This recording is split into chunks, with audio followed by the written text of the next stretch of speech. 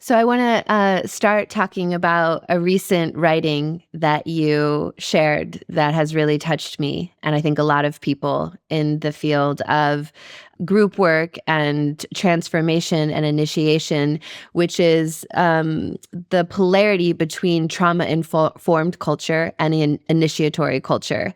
And I'd love to just invite you to describe in your own words a little bit of the essence of this post for anyone who hasn't read it but who's listening.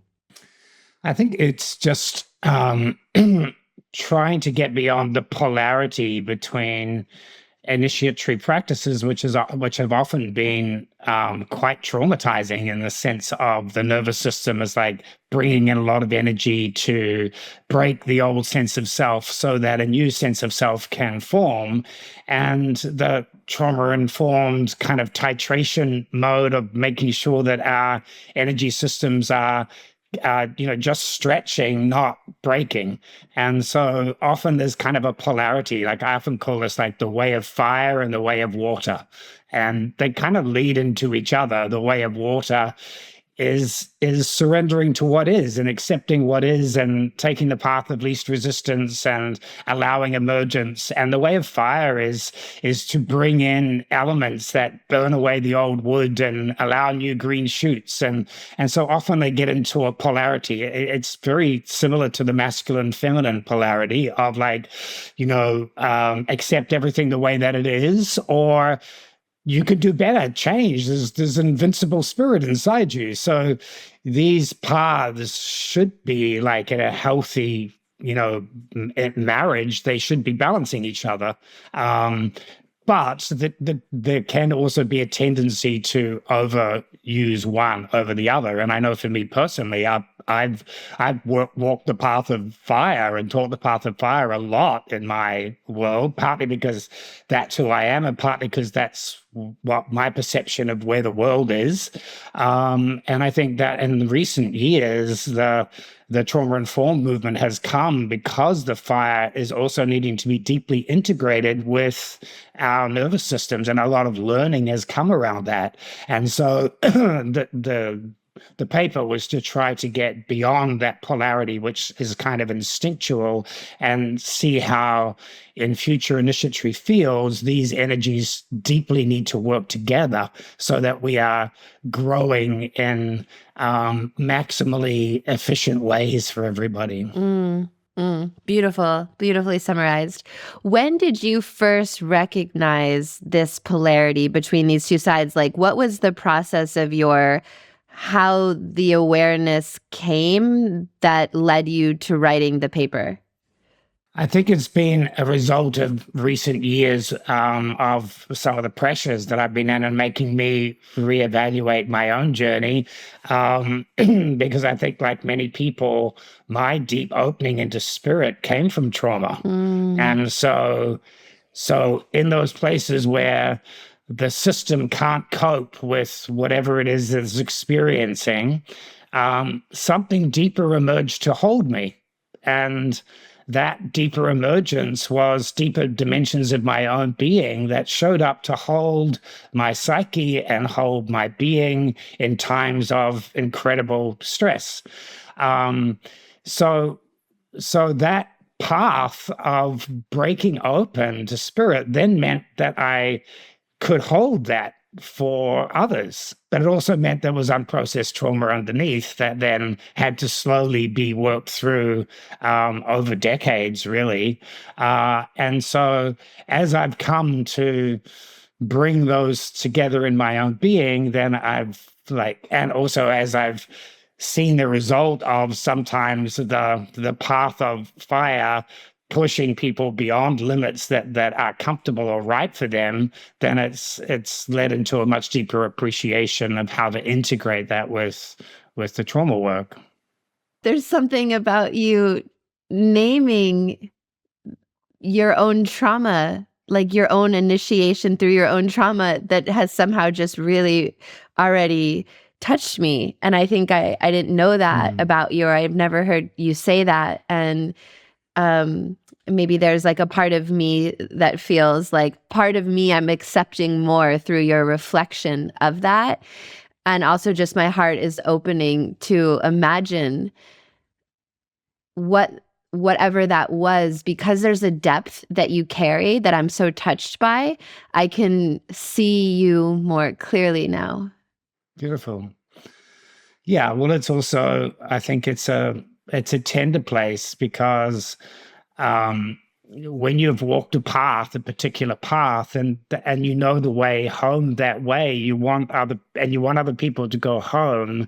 Sometimes it's hard to see that there are other ways, and in my case, um, incredible trauma produced like an incredible anchoring in something that was home, and from then on I had home. Mm. and but it doesn't mean that you have to go through trauma to have that experience, but actually in my generation, a lot of that was a lot of how people did awaken. And so then I became, at 6 years old, a spiritual teacher in my world, whether I wanted to or not, whether I had that name or not. I now had an anchor point inside me that really no healthy 6-year-old should have to have. But that's the way that that spirit has come into our world. Thank you for saying that. Thank you for the humanness of that revelation. Yeah. And so what I'm curious about now is, as you've said, like intensity and fire has really been your way and your path. And I'm curious, like, what is transforming or changing around the way that you are going to hold intensity in your groups going forward? Well, I think I'm at the stage of like moving into eldership in my world. And if I go back to my beginning, I didn't really, I felt like I had species shame. Like I tried to jump ship. I tried to jump ship to dolphins and whales or something else, because my first love was the natural world. Yeah. And I still find humans to be quite scary. Like that's my 6-year-old. I find humans to be beautifully terrible. And the truth for me was I was kind of ashamed of what humans are. And so part of my fire was also my activism, which is like, no, I actually don't accept us the way that we are. I don't accept Gaza. I don't accept what we're doing to the environment. I don't accept the heartbreak of what passes for a human being. So I feel like I was more in the human potential movement. It was easier for me to love the potential of humans rather than what's actually presenting in my face. Because maybe most humans, like, I'm afraid of, like some deep part of me just goes into fear and contraction. So I've walked a path of fire partly as my path of activism of trying to change the world rather than just love it and accept it the way that it is.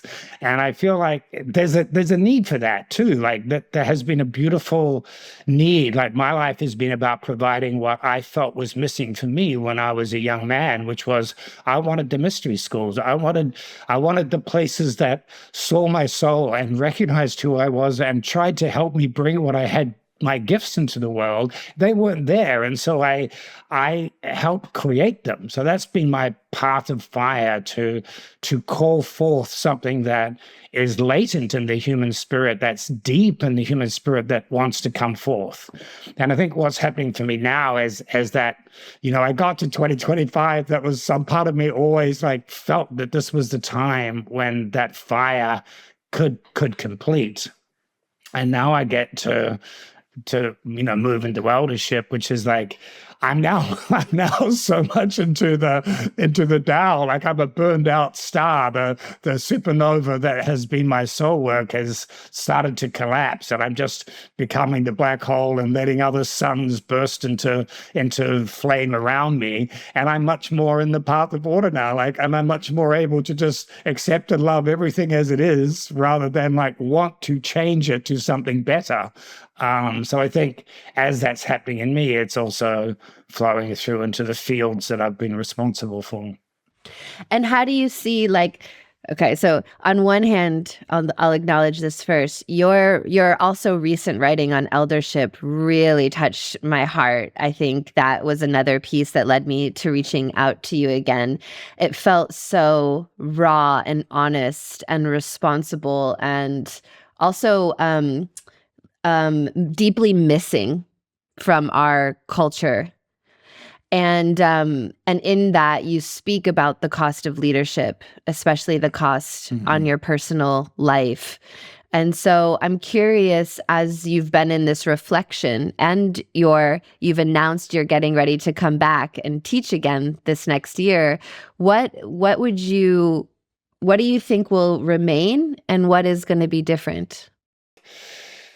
I think the truth has been for me that my soul mission has been so strong that I've overridden my personal in that journey, which has also meant that in some of the fields that I've been in, the personal has been underemphasized. And part of that for me has been a healthy reason. I feel like the world that we live in is kind of dominated by the personal desires. And so to bring the transpersonal has been initiatory and important. But often in my life, it's been at the cost of my personal. Like the soul mission has been so strong in my nuclear force of my soul wanting to express has been so powerful that it hasn't always integrated my personal. I've kind of dragged that along, and it's been willing, but I think that's also been part of the traumatic part of my journey is like, okay, well, I'm obviously not here to have a personal life. I'm here for a soul life early. And so, that's what I've emphasized. As I feel the consequences of that, and as I get to drop into more my personal being, I'm wanting to integrate that more. And I'm also, I think in my fields that I'm working in, I'm much more open and willing to embrace people's personal selves rather than like, hold on, we're here for the soul, not for your personal self. So I'm much more willing to feel that we can hold the personal self and unfold the soul rather than like put a wall up to the personal self so that the soul can arrive. And I think historically in grounding a place like Highden, because the personal world is so strong, sometimes you need strong boundaries to say, well, this is not that. This is something that has been like not celebrated in the world and needs its own place. And then it's easier to open to integration and say, and yes, it might be soul first, but it's not at the exclusion of the personal self. The personal self is welcome, transcend and include rather than transcend and repress. So I think like that's probably the move. And, like between you and I, like I'm coming back to teach, but I'm not coming back to lead. I'm coming back to co-teach with others that I also respect. And I'm feeling the relief of actually being able to be held. And my plan actually for the training afterwards is I want to go in as a participant, because I spent my life creating these places because they were missing for me. And, a culmination for me would be to be able to go in and trust that actually I could be held in these spaces in some of the personal pieces that want to then, move and heal in me. So I feel like I'm coming full circle. And actually am trusting enough to be able to bring my human vulnerability into the equation now, rather than having to put it aside, because often in leadership, your vulnerability, no matter what you say, even though it's changing, but no matter what you say, sometimes in the past, actually, when people can't see you as a human, they only see you as an archetype or as a transmission of something that is awakening in them. It can be very dangerous, or feel very dangerous sometimes, to bring in your tenderest pieces. So I feel like that's a development in me, and it's a development in the field that I'm able to do that now. This summer, I held a pretty big festival, and it was such a soul-driven mission for me. And it was so easy to completely put my personal self to the side. In fact, like Rachel wasn't even like Rachel has left the building. Rachel was not here. I didn't even Yeah. know I had needs or what they were. I wouldn't have even have known how to express them. I could barely Yeah. relate relationally with people on that personal level. I was holding the field. And there were so many people who were really challenged by that.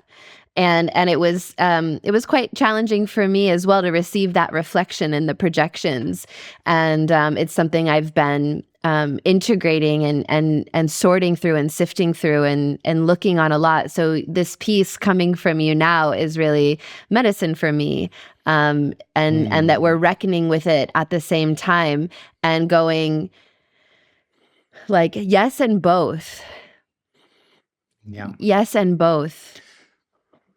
Yeah. And also to understand that sometimes there is a requirement to put aside. It's not just, you're not just denying the personal self. Like I know in my life, I had to go and get agreement from my 6-year-old, from my traumatized one, from my personal self. Like, I'm not going to override you, but are you willing to like carry some of these pieces that, and my personal self has been willing. And, Yeah. if you were measuring the nervous system of a fireman going into the burning buildings in 9/11, it would not register that this was a good thing to be doing. And so sometimes you have to override because there are more important priorities. Yeah. So it's one thing to override because you're like in denial. It's another thing to choose and get the consent of parts of you.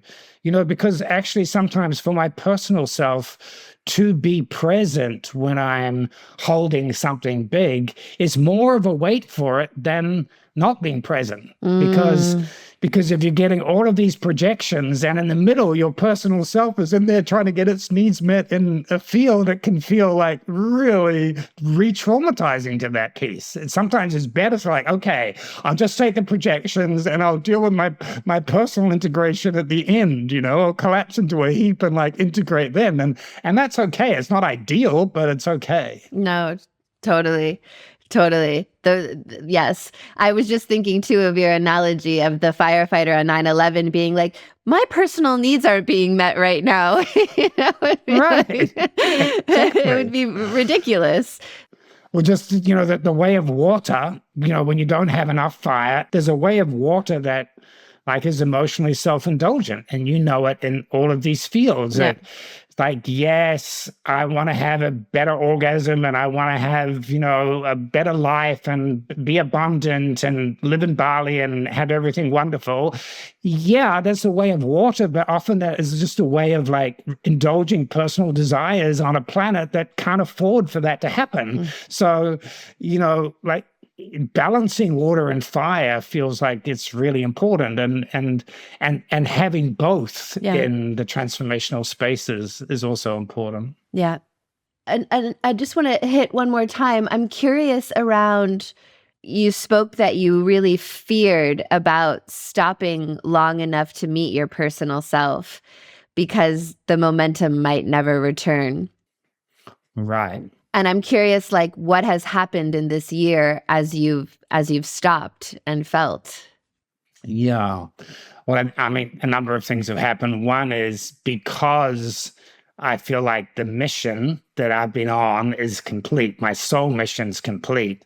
So therefore, I can't use that as an excuse to override the personal anymore. So like, and the personal had been willing, while the soul mission was so important. But now it's like, okay, but then now we're into an integration phase. So it's been beautiful to feel both the self-worth and the self-love to come back to my own integration, and also to notice the places where I have, avoided some of those pieces because of the soul work.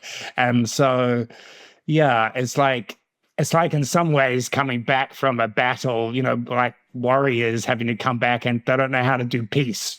Some part of me is like, do I have personal desires? I don't remember what they were. I don't remember what I want, like as a personal self. So it's been both beautiful and also a little scary to realize, wow, there's whole pieces of me that there might be opportunities to like explore now. Mm, mm. And that's what you're saying that you want to do is you want to kind of come in, be in a part of another round of the Highden Temple training, and then transition into a more participant role. Well, yeah, and just in terms of Haydn, I feel like the being has landed, so it exists, and that like incredible tension at the start of things when you're like in the process of trying to make things exist requires a lot of will and a lot of tension, a lot of effort. And now I feel like I want to be in the relaxation, and for me, I feel like I've spent my life reaching towards a world that's not here yet. And now I want to live the world that is here, that has always been here underneath everything. I want to just live that world rather than like be holding for it to come. And that brings a deep relaxation and joy and transmission of enjoyment, but not the enjoyment that comes from not doing your purpose, the enjoyment that comes from being on the other side. And that's the eldership piece. Yep. I think there's so few elders because so few people have actually burned themselves out with what they came to do so that they can rest back at the end. That's beautiful. That's beautiful. From this place of eldership, what would you say to the people who felt minimized or misunderstood or harmed by your tough love approach? I'd say I'm sorry. I'd say that that anybody who's come into any field and felt, marginalized or unrecognized, or that their process has not been taken seriously, or I'd say I'm sorry. Anyone who's come into any field and felt harmed as a result, then yeah, not only am I sorry that that's happened, but I also just want to recognize that that's a valid experience. And I think one of the things that's been difficult is to realize is to be with, but so many people have loved it and had great experiences and so on, as if it's a polarity instead of accepting, yeah, a lot of people may have had great experiences and some did not. And those that did not want to listen, want to hear, and want to reflect about how that could be different. And see that as part of growing better and better fields rather than as an existential crisis of like, should this exist or not? Is this polarized a good thing or a bad thing? And say, look, it's a learning field. It's an environment. I know I haven't been perfect. I know the fields that I've created have carried some of my own shadow in them as well as other people's. And it's still, I'm fully in that it's been worth doing and that I'm glad that I've done it, but I'm also much more willing to be learning and to be in a place of learning rather than being in a place of like, but you don't understand what this takes, So I would say, I'm sorry, we're listening. The fields are growing. Generations are coming in with less trauma, with more codes for the future. They are growing. They are evolving.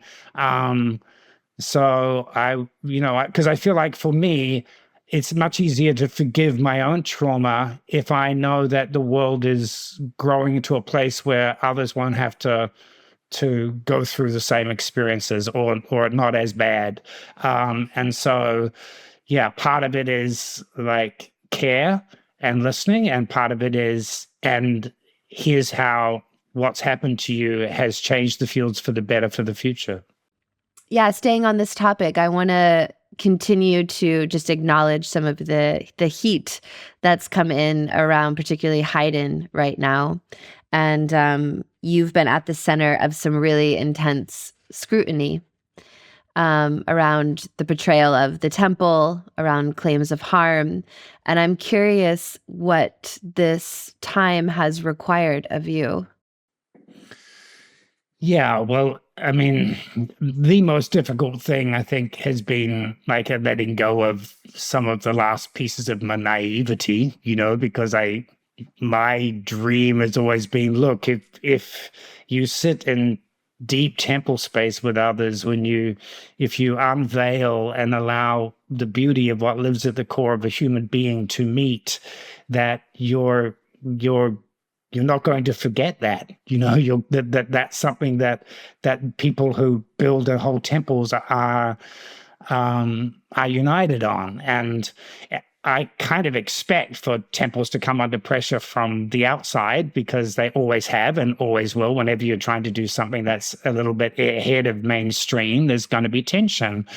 But when they fall from the inside, when the conflict starts to happen inside these spaces, then it feels heartbreaking to me, because I feel like if we're teaching about love and we can't demonstrate love amongst ourselves, then what are we teaching? Like, if we're not living the principles that we teach. And so for me, the most difficult thing has been to just keep opening my heart, to stay in acceptance of what is, and to stay open and listen, rather than move into, because there's so many things that my mind could like say about what's going on, and yet none of that really helps. What helps is to find a deeper level of love and acceptance, and to keep holding true to what I know is pure at the core of this work, and keeping willing to purify and listen and receive and open, and I just don't think there's any other way. So the hardest thing for me has been like, okay, I'm accepting this as medicine. This is my medicine. Things don't happen randomly. They all have your name on it. So this is the medicine I'm drinking, and I want to come out of it a more loving being, able to like meet the world with less defenses and more open heart and less illusions, and then the field will become more loving. So that's been the journey, and it has not been it's not been an easy journey. Like, I took this year off as sabbatical, thinking, okay, I've got to take a break, but actually I've done so much inner work, and I'm really grateful for it as I come to the end of the year. But yeah, it's been intense. I bet the path of fire, fire meets fire. Yeah. Yeah. Yeah. Yeah. When you see the stories circulating about Haydn, what feels like truth and what feels misrepresented? Yeah, well, there's so many stories from so many different people, and I think, the underlying thing I would say is that I do think that the world wants what is being grown in these kind of nurseries, but the way it's trying to get what it wants is through like testing. And I think that that's normal. If somebody says they are like loving you, then you often, everything that you have not experienced as love comes up to be tested. So I feel like some of those stories, the truth of some of those stories are that what we've already covered, sometimes the personal has been overridden in the name of like anchoring a place for soul, and the pressure to be in soul and not to be in personal has left some people feeling like, well, some parts of them aren't welcome there. Integration has always been difficult, and always has, because someone once said, like, being well adjusted to a dysfunctional society is not a sign of mental health. And if you are helping people come into a deeper connection with their core and with their soul, and then they're going back into the world and they're like, okay, but actually my armor was helpful in making a living and getting on and so on, and now I feel like vulnerable and I'm exposed, and how do I actually bring this into a world that is not often friendly always to the deep work of the soul. So integration, sometimes people have said, well, it's better not to open if you then can't integrate that experience. And maybe sometimes it's like, is it better to love and lose, or, so that's slowly changing as there is a greater field of people that have been through these experiences and being in the world and have integrated it and are available to help others. And but with all pioneering work, it's very hard. You don't have the ambulances and the paved roads, and you're just hacking through the bush with a machete. And like sometimes it's you just don't have the resources. So I think there are some things that are true, and most of those things are around the push rather than the inclusion, and around how to help people integrate the experiences they're having back into the world. Those things are true. And then there's a lot of stuff that I think is got many many other motives involved, and I don't really want to go into those right now. Yeah. Yeah. Well, just to kind of maybe touch on it in a different way, what do you feel is most misunderstood about Highden? I think the thing that's most misunderstood is this projection of cult, that somehow we're a cult or a sex cult, and that tells me more about the world than about Highden. It tells me that people are still deeply preoccupied with their sexual repression in the world, when Highden has so little to do with sex. It's just that we don't exclude it. We include it as part of the being a human, but it becomes big in the world because that's important to people, and it's sensational. And the cult thing is, I think the world is dealing with power in a big way, whether it's the power of our politicians or our legal systems or our religions, but Highden is less a cult than ordinary mainstream world. In fact, most cults try to stop you leaving, or indoctrinate you, whereas Highden actually has freedom at its core. But it's so hard to be a free human being. You have to go to your own gnosis and know who you are and what your choices are and take responsibility for them. Freedom is just so hard as a human being. It's so much easier to have governments tell us what to do, or someone outside of us, But the opposite of a cult is helping human beings claim what is truly their own path, that comes from no one else, but comes from them.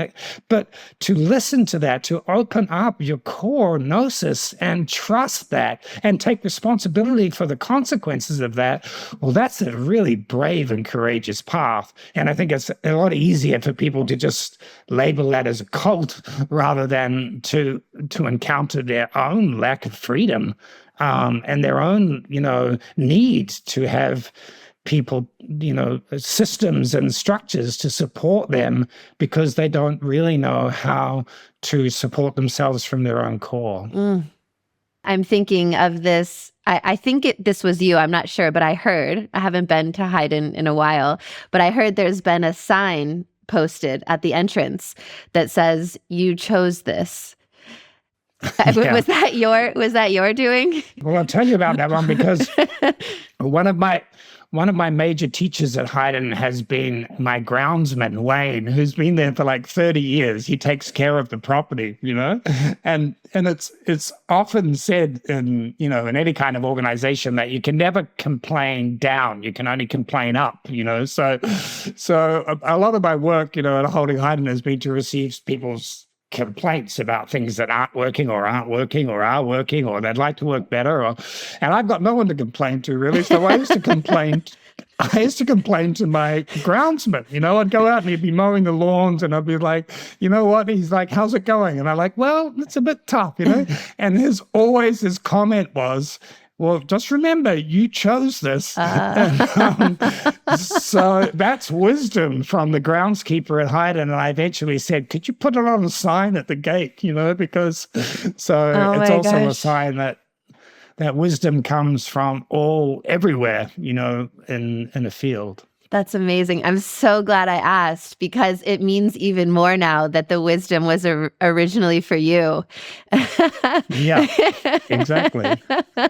I was seeing it for the people arriving, but it's brilliant, and that's a great piece for me to take also that similarly I chose this because it's hard. Yeah. It's not easy. It is hard. You receive a lot.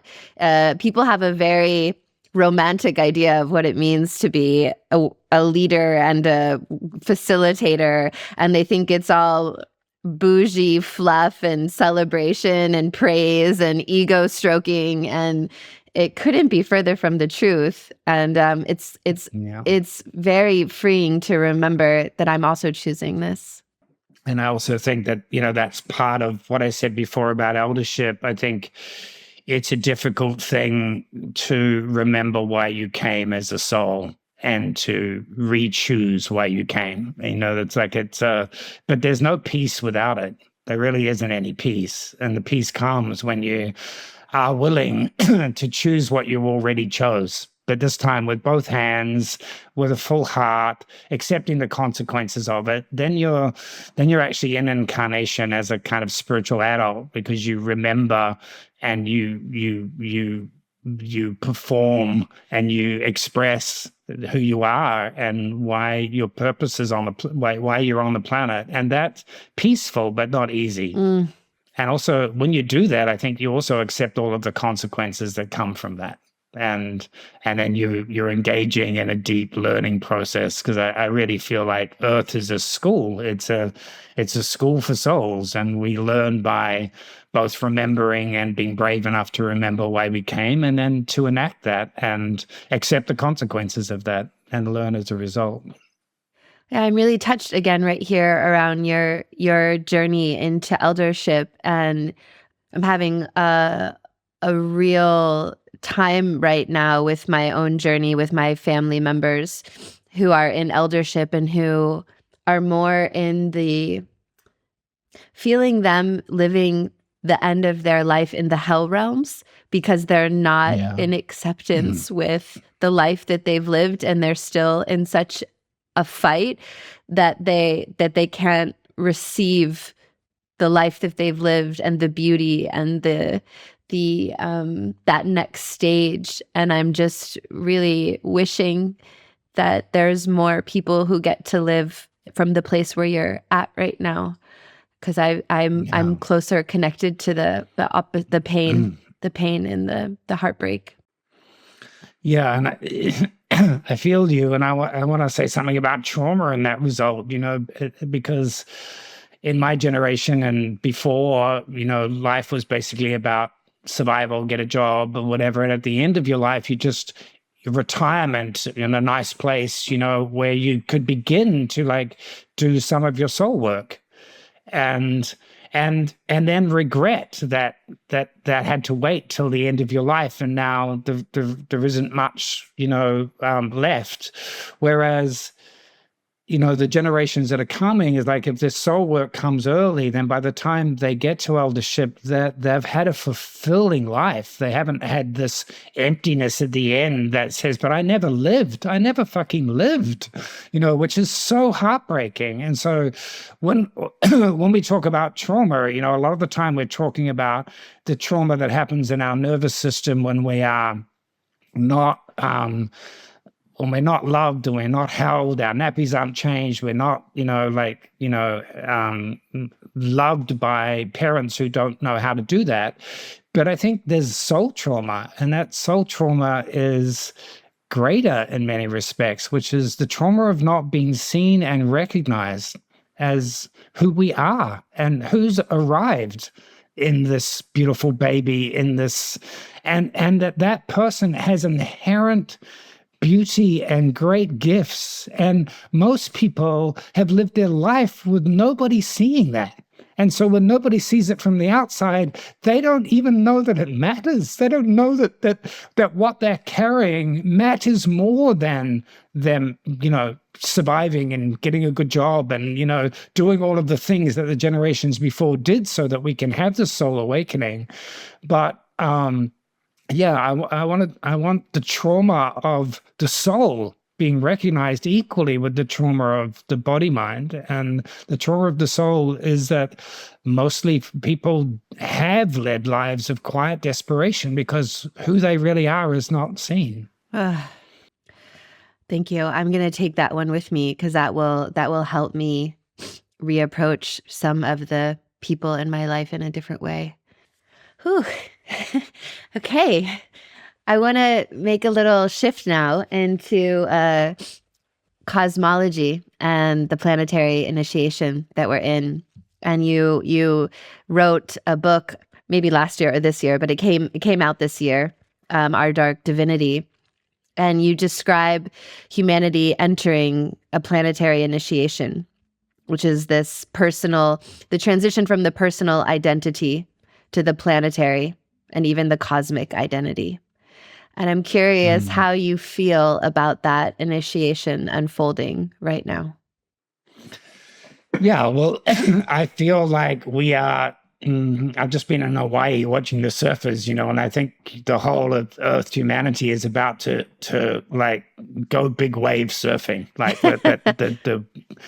the waves, like I know we talk about fields, and one of the beautiful things I love about your work, Rachel, is that you emphasize the field. And we've lived in a culture that's been so pointalized, like the point is important, and even relationship is relationship between points, but it's actually the field that gives rise to the points. And our modern quantum thinking is that points and particles and atoms and humans are really just standing waves in a field. And the field is the thing, not the points. So if we apply that, not just in the human fields, but in greater fields, we have, I'm going to go really weird on you now, so you stop me if I'm going too weird with you. The weirder, the better. Okay, so here's where I think that Earth humanity is about to go belly to belly with cosmic forces.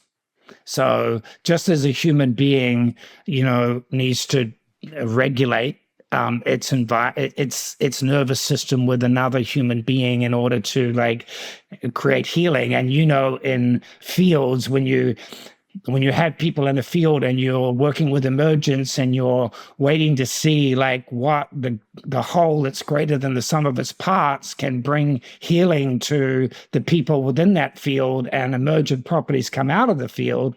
Well, humanity itself is a field, and our species, that's what I said at the beginning, I have species shame because our species has been really insular, and, looking what our species is doing to the planet. So that species has to start to co-regulate with other fields.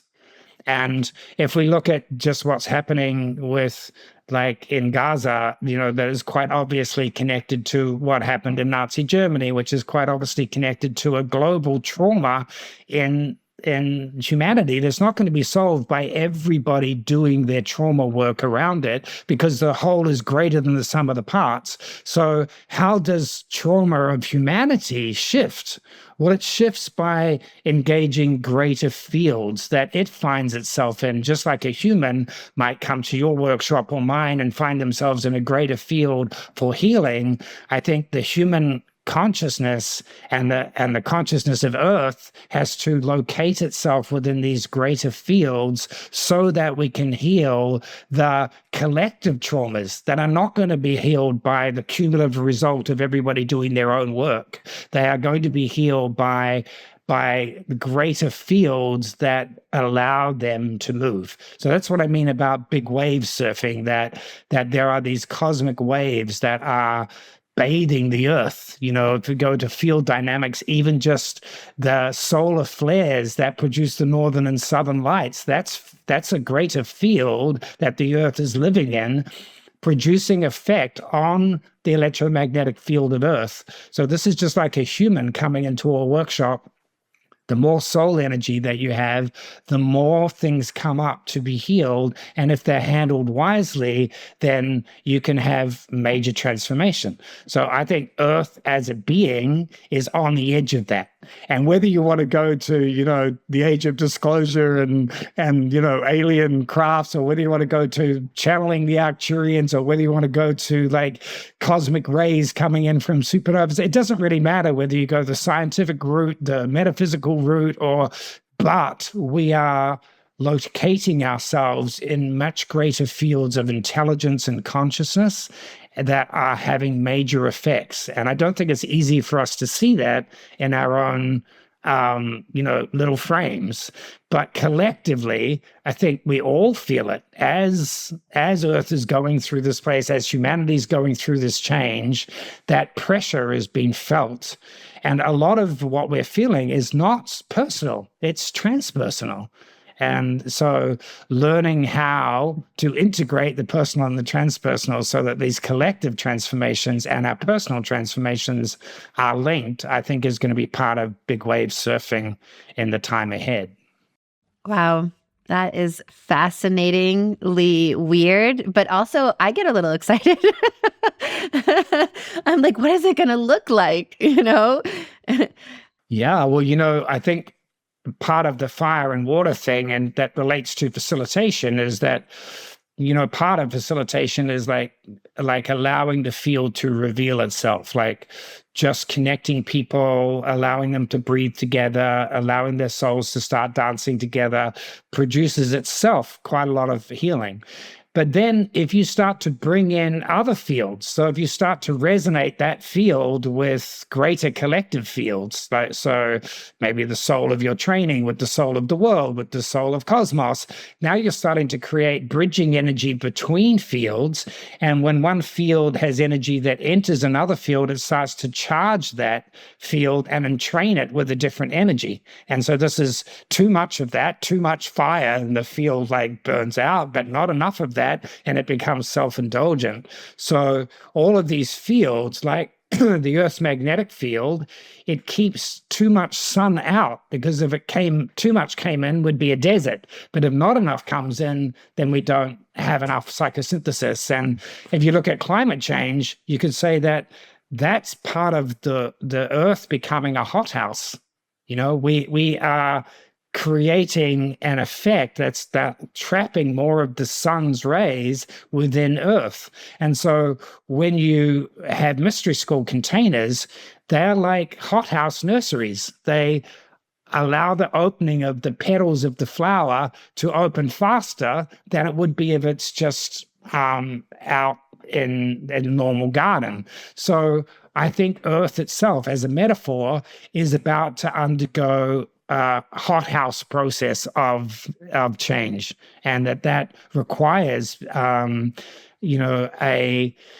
a connection between us all. And you could say AI is coming and its positive aspect for that. However you see the changes that are upon us, whether it's climate change or AI, or whether it's the mental health issues or whatever it is, it's quite obvious that we are in a time of intense collective change.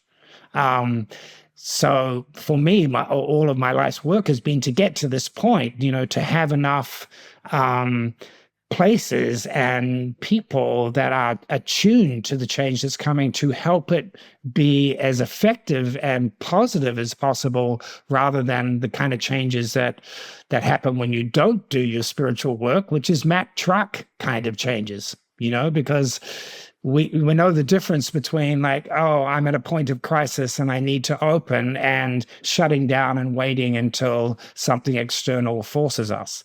So here we are back in that balance between my personal need to grow at the speed that is right for me and for my nervous system, and being caught up in something that is not of my choice, that is going to overwhelm me whether I want to or not.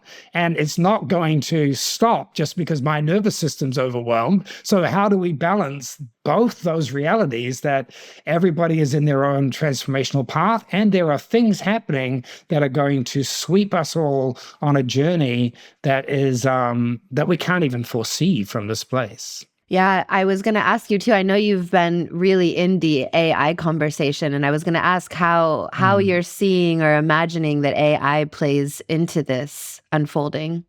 Yeah. Well, I mean, of course, you can look at AI from many different perspectives, but the way that in terms of this conversation, so I'm looking at it as a field. It's a connecting field that is global, and that intelligence, however you like describe that intelligence, that is networked intelligence, and so that has enormous effects on human beings. And I think it's going to make human beings go to the next level. And that next level is we have to remember ourselves as soul.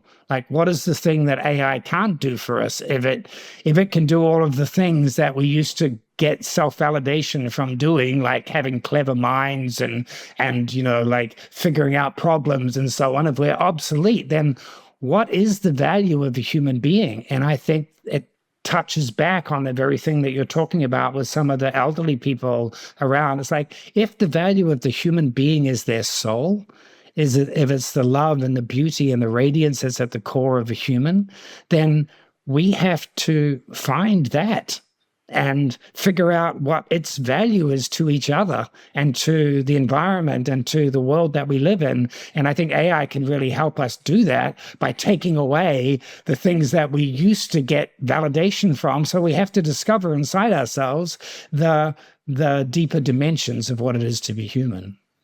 That's my favorite answer that I've heard so far.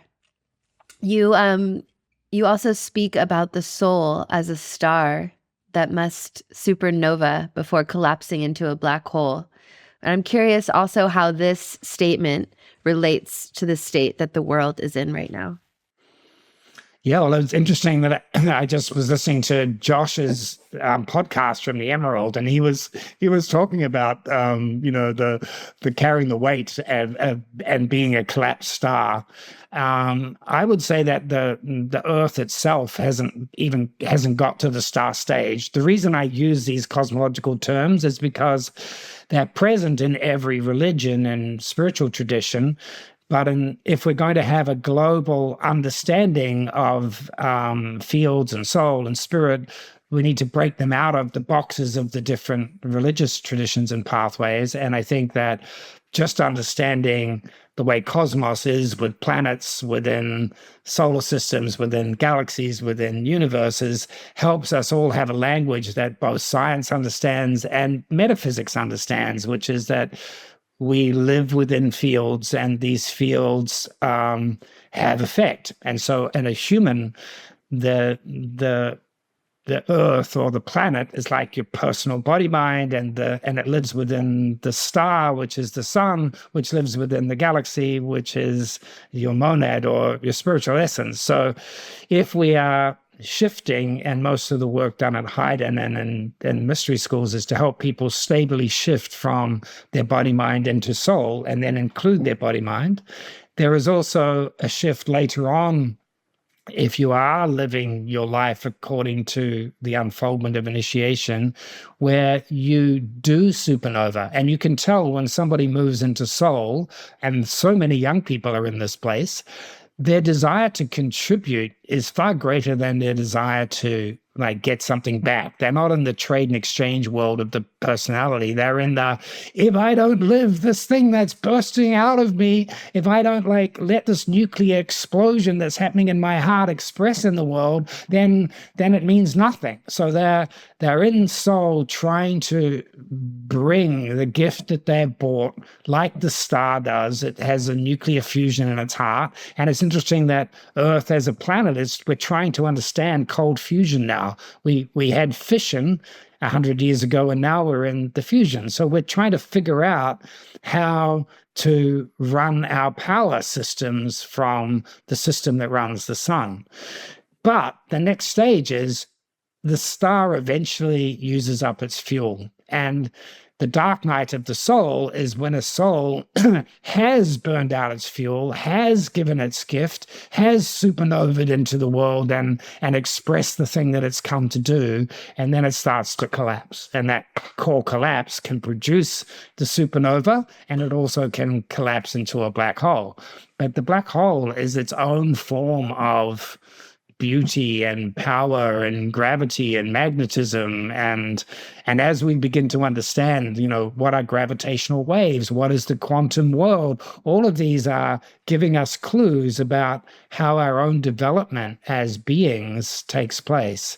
So at the particular stage I am, which is that collapsing stage, there is often a last flinging of the stars, matter into the world, and that's how we have all of these heavy metals inside us, as they come from supernovas. So, when we no longer need our soul field, we give it away, and that becomes an incredibly exciting thing, because when you give it away, and part of writing books and everything else is a way of giving away the things that you know, so that you can fall into a deeper dimension and a deeper part of yourself. And I know for me, I'm really looking forward to that stage ahead of me, and I want to play much more in the cosmic game with Earth and cosmos rather than with humans. I feel like I've sat for 30 years in circles. I've heard just about everything that's possible to come out of a human's mouth in terms of transformation in 50 different countries and all the different cultures and religions. I've loved that experience of being with human beings, stripping away to reveal what's at their core.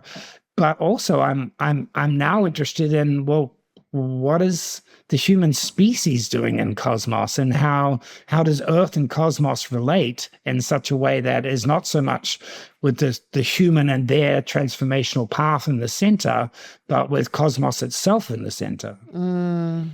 In your cosmology, you suggest that love is not gentle, but that it's gravitational and initiatory and world-shaking.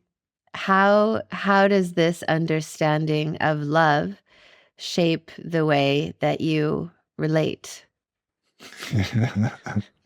Yeah. Well, I think it's I don't know. I can answer that on so many different levels, but let me just take that first comment, which is that love is, a much more terrifying force than our, romantic heart would like to believe, because real love is trying to reveal to you that you are love. That's what love is trying to do. And as long as we're looking for it or seeking it or wanting to be loved or even loving ourselves, which is a kind of schizophrenic behavior, if we strip away down to our core, which is a terrifying process of becoming absolutely naked before reality, then reality is trying to reveal to us that actually right at our core is love itself, that the abyss that we are so afraid of is actually our connection to the deep love that underlies everything. And once we know ourselves as that, then the game ends. The game of seeking love ends, and the game of being love begins. But that's not it doesn't matter, how many times you tell that to people, that they will still go looking for love. It's like trying to tell people about money, there's a part that just listens to, well, how do I make money? Yeah. So, but I think the way that changes my relating is that gradually it feels more like I've become a field in which relationship happens rather than someone in relationship. So instead of being the person who is in relationship with other people and they're forming a ship or a container and they're having agreements and all of the things that happen in relationship, it's like I feel like when you're stable in loving, then you're not seeking that love or to grow that love within containers. You're in a field. You're in a field of love, and relating happens within that field, but you're not one of the players in that field trying to relate to someone else. And that can feel quite disorientating at first, but because I have nostalgia for the parts that I want to be in containers. But I also know that that's part of actually the stage that I'm in now, is of wanting to be able to rest in that field and experience that field. and stay connected to that field rather than like going on the relationship journey. Mm. Popping back a little bit more to one more time, I just want to ask one more question, which is around Highden and in the vision that you've held for Highden and that you continue to hold. How does it fit into this larger planetary architecture that you've been speaking of? Yeah.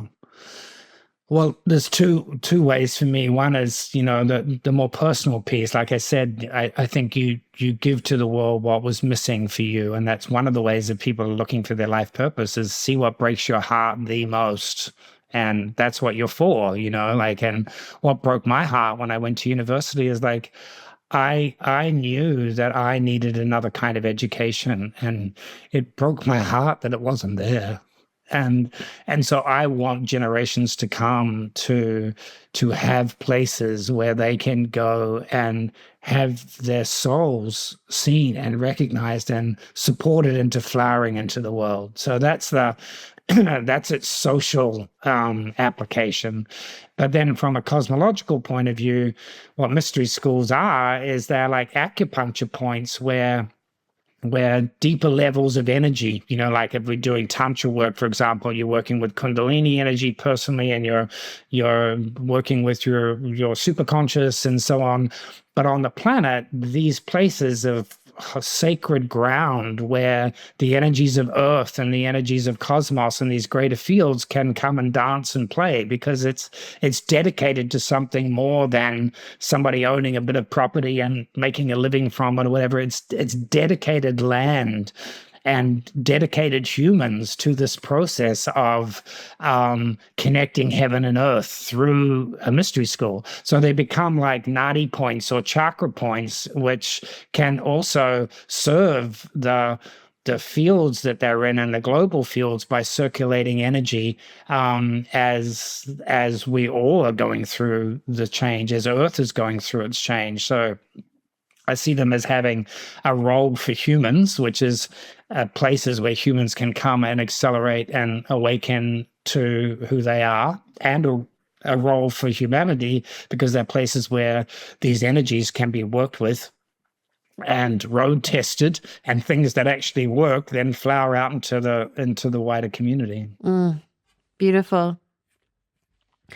You spoke about what broke your heart being in university, and I'm curious, what is breaking your heart open right now? I think, one of the things that whales taught me, I told you I work with cetaceans, and whales taught me that the incredible suffering of the world is situated within the ecstasy of cosmos. So they broke my heart into the possibility that I could hold all of the suffering that felt so overwhelming by extending my heart past that suffering to the ecstasy that it's all floating in. And I feel like that's what's mainly breaking my heart these days is recognizing that there are powers and there are support for us as a human species that are way beyond, our politicians trying to figure things out and create the next good thing, or our tech bros trying to create, that there are cosmic intelligences and forces and ecstatic life that is all come to witness this great birth that the human species is in, and we don't see them. We don't know that they're there. We don't reach for them. And so we fall back onto our own resources of shutting down or numbing or trying to do it ourselves, or trying to make some small piece of change in our political structures or something, when there are these huge forces that can sweep through and produce the changes. It's a bit like watching a human being fiddle with their stock portfolio when life and death is going on inside their soul and they don't know what to do with it. So I feel like it breaks my heart to know how much help is there for us from this beautiful planet, that keeps pumping no matter what. The oceans and the beings that we are living within, they're trying to help us. They're trying to like process out all of the pollution. They're trying to like, the trees are still pumping oxygen. Like all of this is like coming from the planet, and all of this is coming from cosmos to say, look, you got here, that you just have to like open your hearts, open your bodies, like allow the changes. You don't have to do it by yourself. There's just so much support for you. It's like that breaks my heart. Like I don't know how to I've spent my life trying to help people understand that there is support. And because I found that support in my own world, because I needed to, because I had to, I don't know how that humans get that without having to go through intense crisis. Like I don't know whether that crisis is necessary. And that's part of just, my eldership of just accepting, okay, maybe this is what needs to happen, and it's all part of a great plan. But as a human that has been blessed with contact that have made my life so rich and guided my life in such powerful and deep ways, it breaks my heart to not know, other than what I have done, how to communicate that to my brothers and sisters so that their lives are easier and more beautiful. Yeah. Thank you. What do you like, other than this communication right now, which is beautiful and heart opening, like what could we actually do to open to receive more of that? Like what does that literally look like people doing different tomorrow?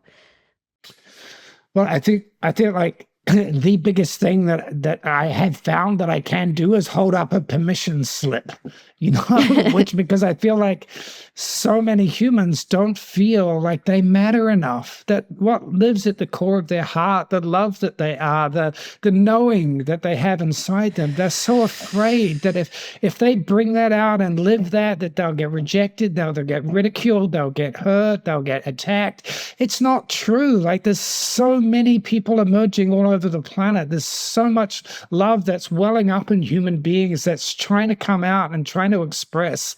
So yeah, the permission, like to have the kind of courage and self-value as a soul to know that those feelings that you have deep inside you, the little bit of pressure that's there in the heart, the longing for things to be different, it could be like just speaking up at your family dinner table at Thanksgiving and making one little comment that breaks your heart open, or it could be like standing up in the world for the things that break your heart, but to realize that there is something that we can do, and it's through our being, through being willing to be naked with each other, to be willing to open and express and emerge, like come out. Like I think if there's anything that my life has been about, is like I've had this horn, and I'm blowing this horn to say, come out, like just come out. Like it's okay if we all come out together, then we'll change the world, and so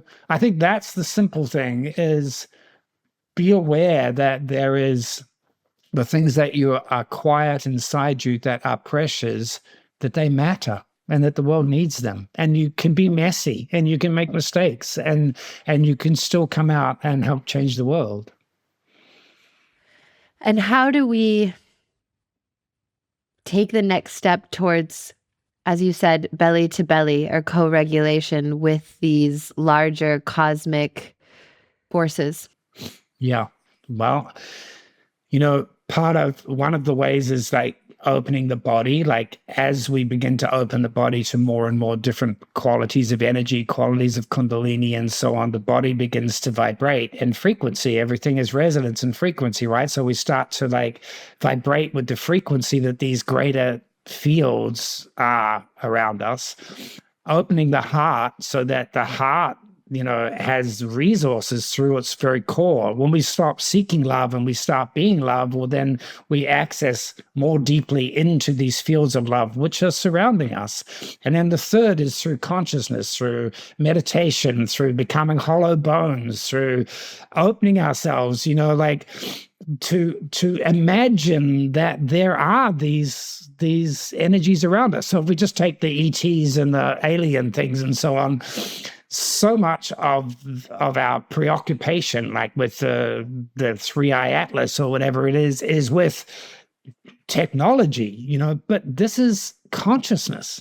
And so consciousness can be accessed by consciousness. You can expand your consciousness to communicate with and talk to other consciousnesses, in a way that's grounded and stable. That if you just start to open your awareness to the possible presence of support in the universe, then that awareness can come in. I mean, that's where ideas come from. That's where the whole stupidity of intellectual property, when the universe is flooded with intelligence and consciousness, and human beings are just like antennas receiving it. We receive one good idea, we want to trademark it and make our life about it, instead of like just letting it go and letting 100 more, 1,000 million more come in.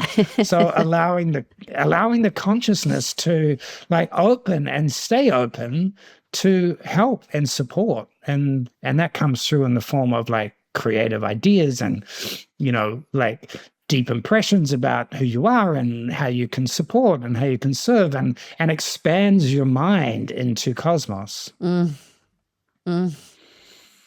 I think that, like Einstein said, contemplate. Well, I don't know if he said it or not, actually, but we'll pretend. He probably said it. I'll pretend that he said it. Is that contemplation of infinity, like to contemplate infinity, like to actually allow some space in your mind and heart and body that's not just about you and getting your things done and getting your cradle to grave work or earth walk going, but to contemplate the great mystery that we all live in and are part of and actually are at our core. You've given us so much, you've given me and us so much goodness. And just as we're kind of bringing it to a close here, I wonder if there's anything else you really want people to feel from you right now in this particular moment of your life. Yeah, I feel for me, like I want to shift my gift, that from what I can do and achieve and my will, which I've used strongly in my world, into just being, like I've tried to figure out what is this like golden age part of my life. And I feel like I'm trying to shift into knowing that being and being with the beauty of the earth, like I would say that when I had to contemplate what we're doing to the earth, I had to do something about that. But now I just want to be with the beauty of it. Like I want to stop and be with what there is, and that still is, and that is underneath everything, that is so magnificent and so beautiful and so radiant. Like death by beauty is my favorite form of death, to just be someone who can be here and appreciate and play with the beautiful world that we're in. And so I guess what I'm claiming for myself and I'm transmitting and I'm asking, as part of actually going in and being a student in my own mysteries, is I'm also asking to be let go of in terms of some of the leadership roles that I've been in, some of the points that I've held for so many people, and to be celebrated in that shift of a different kind of work now, kind of work that feels like it's no less powerful, but it is actually very different. And so I guess, yeah, this is as I'm coming out of sabbatical, and this is the first thing that I'm doing. I'm wanting to both say and claim, the difference, the transition that I'm in, and the celebration of that. And hopefully, in terms of my communications into the world, there'll be more of that flavor in what I have to say in the years ahead. I so look forward to receiving it and so look forward to meeting you in our personal hearts together.